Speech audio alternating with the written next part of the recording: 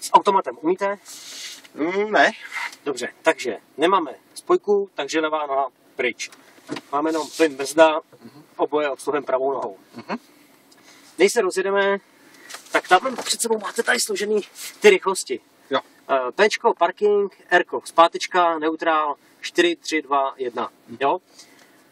Když to dáte na Dčko, bude nám to řadit od 1 až do 4. Jo?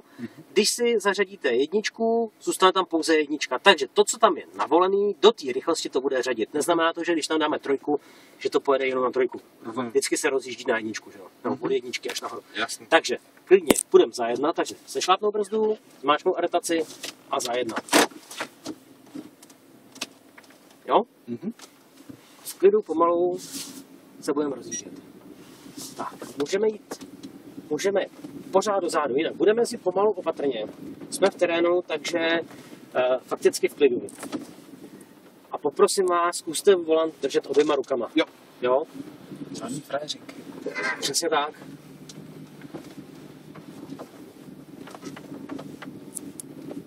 Ještě pojedeme kousek. A tamhle tou, ještě Tam to jakoby vysklou za tou bídou? Ne, tady, teďko pojedeme doleva. Půjde. Tak pozor na ten plyn, protože jsme opravdu v bahně, tak to bude tancovat. Takže vždycky co nejméně plynu po té rovině, aby nám to zatočilo, tak v klidu s tím plynem, tady mu můžeme klidně přidat. Jinak, ten auták samozřejmě nemá žádného asistenta pro sjezd nebo rozjet z kopce, takže když ho pustíte na plynu, tak nebude držet, zastaví a začne couvat. Půjdeme doprava. Tak a zkuste si hnedka doleva sjet. Půjdeme až tady. Tak ten sjezd zase bude rovně tu nápravu. Radši se chytit vždycky do koleje, aby nás to nikam nehodilo.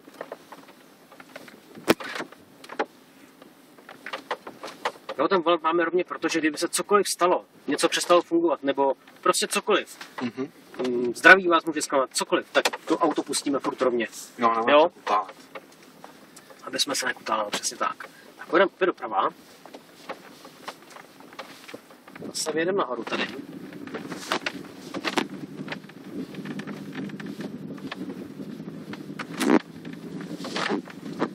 A když teď budete ubírat plyn, pořád ubírat, tak ono zastaví. A budete ho držet jenom na těch otáčkách. Nesmí vám couvat, přidejte. A jenom tak, aby to auto drželo. Takže uberte trošku. Tak, teď tam máte nějakých 12 otáček, 12 pade. Tak zkuste pomaličku přidávat, aby to auto nehrabalo a poslouchejte ten motor. Pomaličku v klidu.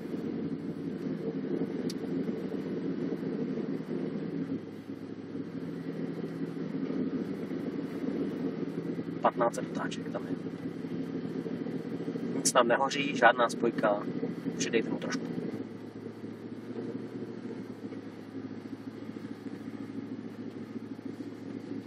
Normálně už bych se bál, že ta spojka bude hořet. To spojku nemá právě. Jo, tak jdeme doprava zase. A jdeme rovně. Máme červenou sloupku a pojedeme doprava. Mezi ty dva červený jsou tady.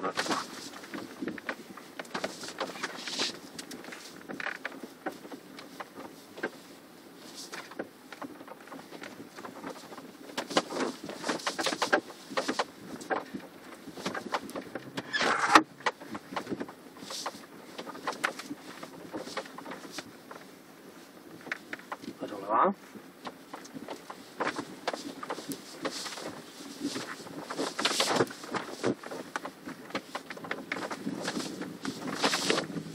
Stále rovně. Lehce doleva.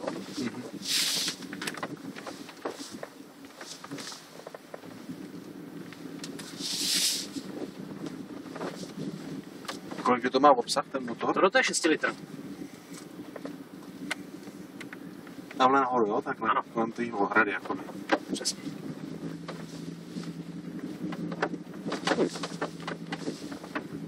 A jaká je údržba toho auta? Jako třeba garančky takhle po 30 000 asi ne? Tak to já vám nepovím. Já se servisem do styku moc nepřicházím, takže je to o tom, jak se ten člověk k tomu vozu chová.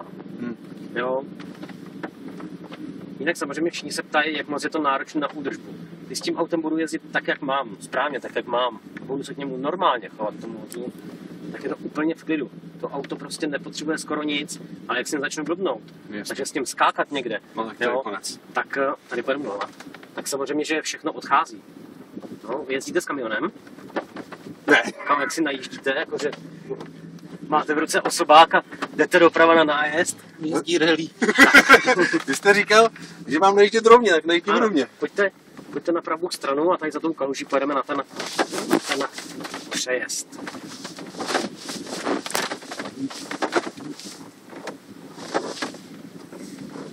Kamioně. Teď čím se zabýváte? No já dělám finančního ředitele v Hedu. Čeho? V Hedu. Hed? Liže. Jo, takhle, víže. Budějovic. A tak to neznám. Neznáte liže Hed? Ne, vůbec. Zaplať pambu neližu. To je totiž nebezpečný sport. Za to tohle je úplně bezpečný zaměstnání.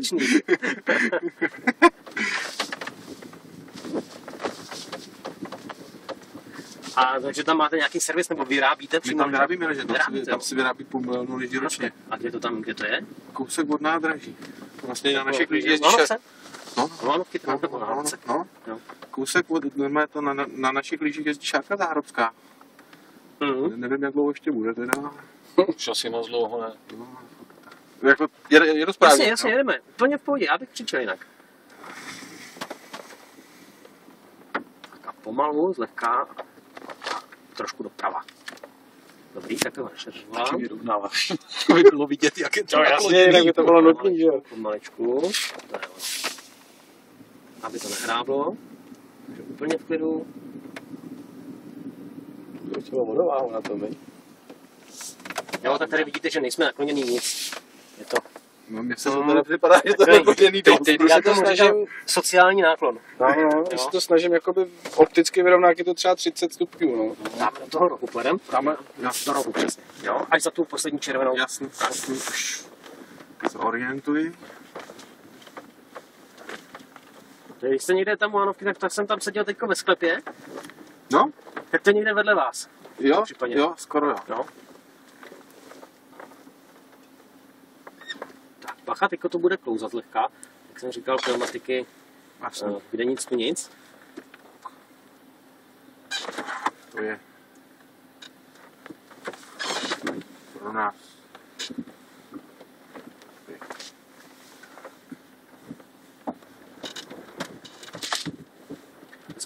Neskoušejte přemáhat ten volant, prostě ho držte rovně, to auto si s váma stejně bude dělat, co chce. Jasný. Jo, jsme na měkkým, neřeknu kyprým, ale spíš na bánitým, jdem rovně. Jo, takže on opravdu vás potáhne kam sám bude chtít, když si najde tu jeho ideální stopu. Vy ho nepřemůžete. Jsme doprava pomaličku, pomalu doprava, to je ono.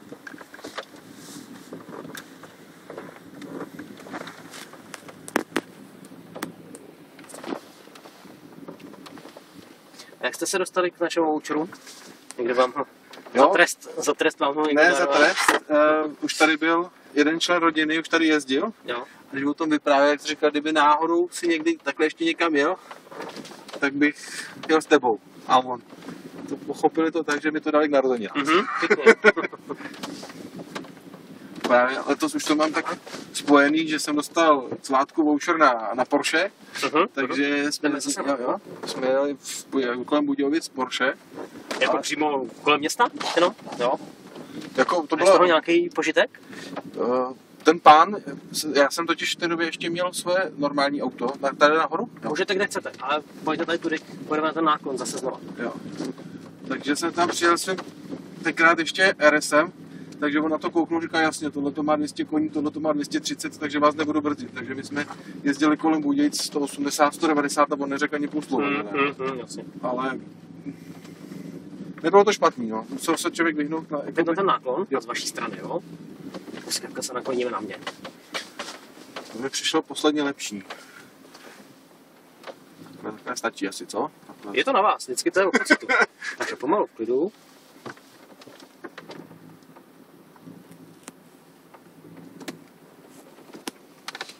Klidně můžete ještě doleva, jedete furt drobně. Ještě ho tam nechte tam ten mám pořád. Cítíte, jak nám to strhává ten předek? Jo. Ještě, jeden pomaličku, to je ono. Fakt, ať to auto nehrabe. Nesmí si hrábnout. No, jinak nás to vždycky někam strhne. No, zase nic prostě.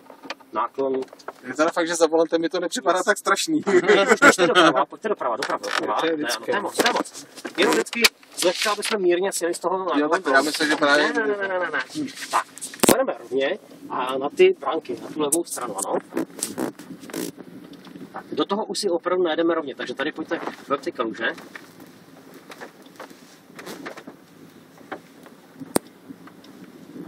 Tak, tam je ten krátkej, ale strmej kopec. Do toho jak s termokingem. Jak s termokingem. To vyrábě taky u vás. Termokingy. Ne. Career. Jo. To zastavuje, no? Jo, pravda. Pan Bína. Tak, pomaličku tam pustíme ten čumáček těžkej. Pomalu, krásně na brzdu. Ty jsou snad někde nahoře na Rudolfovské, jak byl tom stav kdysi, ne? Jo. Nad mlíkárnou. Teda jestli tam ještě je mlíkárna. Je tam. Jo.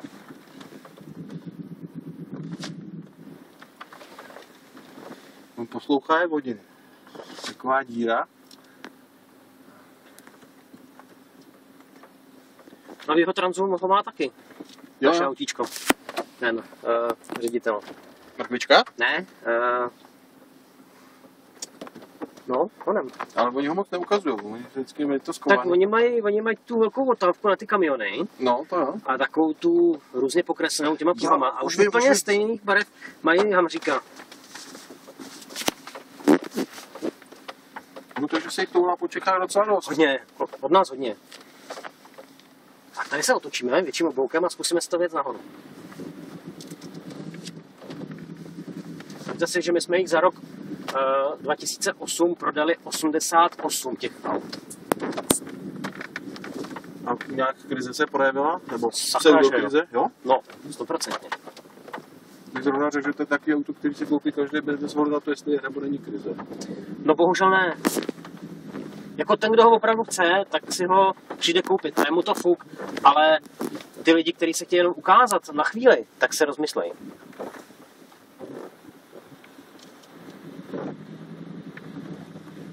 Daj mu trošku přidejte. Já teďko na okružní je jeden na prodej v bazaru. Jo? No, nějakých 400. Nevím, jak se ten bazar jmenuje. Ono jich je tam asi 2, nebo 3 dokonce. Zrovna tam jsem prodával RSO teďka. Tak pomáčku. Necháme ten čumáček, ať se trošku zvedne, ještě kousíček, ještě, a teď mu klidně přidáme. A přidejte. A uberem teď. Dobrý, jdeme doleva. Je to dobrý. Je to, když jdete z Rudolfovský, takže vlastně po levé straně. Po levé straně.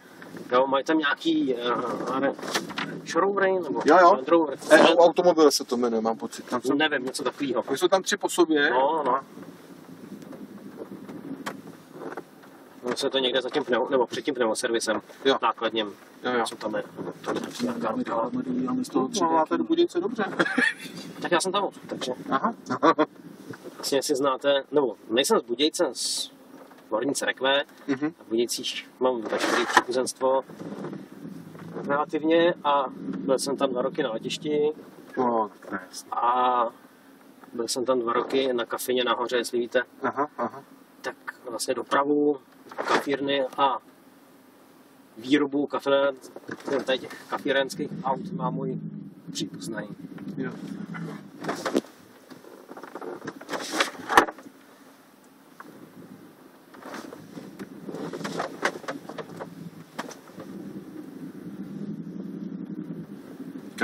Teďka jdeme rovně.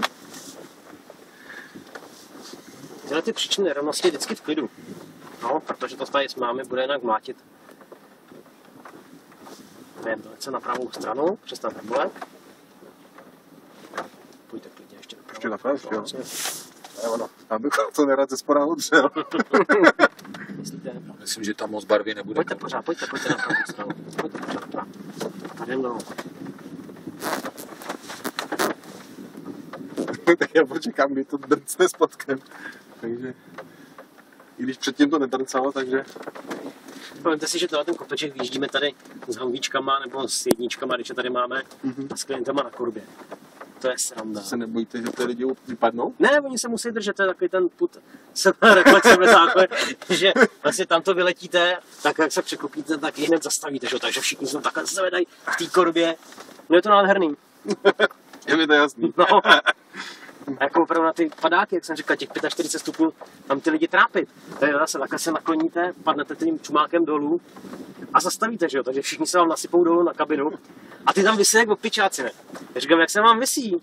A už jeď ty vole, nejde to! Říkám, cože, já mám tady puštěný rádio, my tady teď povídáme, my jsme potřebovali chvilku klid tak ticho zádu a teď, jeď ty debile! Dobrý docela.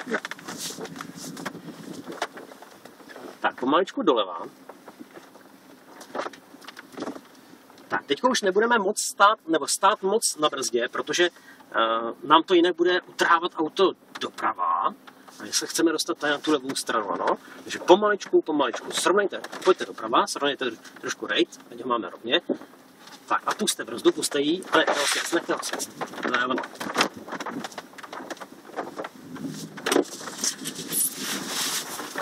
Pomaličku, pojďte pořád rovně, stále rovně.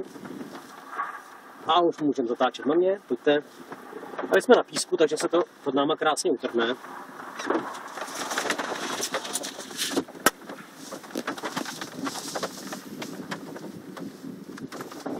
Tyhle ty zlomy přes hranu, ty mi vůbec nedělají dobře, také jako ten člověk kouká do díry.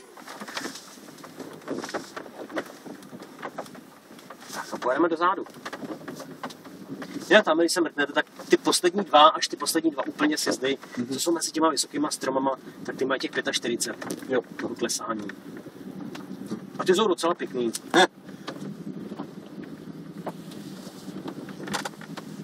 To má jakou kontrolu trakce, ale píše traction active. Traction control je vlastně tohleto, to, co já jsem chtěl vypnout, aby ono nám to, aby to nestahovalo ten aby nám to nestahovalo ten výkon na jednotlivý kolo.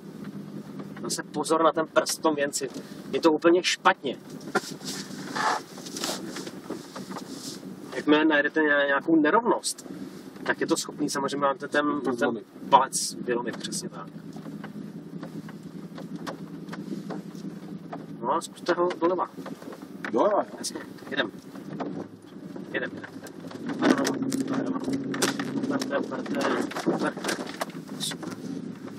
A jdeme hned doprava. Stabilizátor obrazová prdela.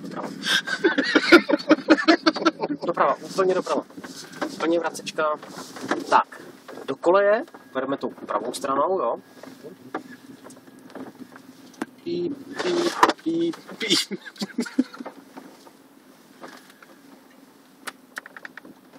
Já jsem tady loni měl testování nových modelů od VW, 4kolek. Týden jsem tady učil prodejce a oni říkali, a jak to vypadá, když se to auto utrhne? A jeden den tak strašně pršelo, ale tak hrozně. Já jsem měl 4 litra na 22 pneumatikách. Aha. Říkám, úplně nesmyslná věc, dá do terénu. Byl jsem tady nahoře a to auto se utrhlo jak na sáňkách a jelo to furt do toho pole. Říkám, tak to vypadá, když se utrhne auto v terénu. A říká, a co s tím máme teďko dělat, nebo klienti? Říkám, nic, nechte to je drobně.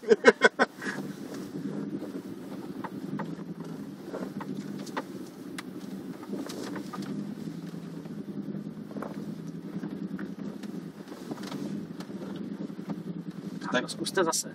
První výjezd doleva a otočka doprava dolů. Jo. A nebo jestli se chcete s chlapama vystřídat, jestli jim chcete darovat nějaký čas. Co? Můžeme, samozřejmě, je to vaše věc, je to vaše jízda, takže buď si syslete hezky pro sebe. Ne, ale tvoje věc. Ale je to možnost, samozřejmě. Tak si střihněte, kdo chcete jít.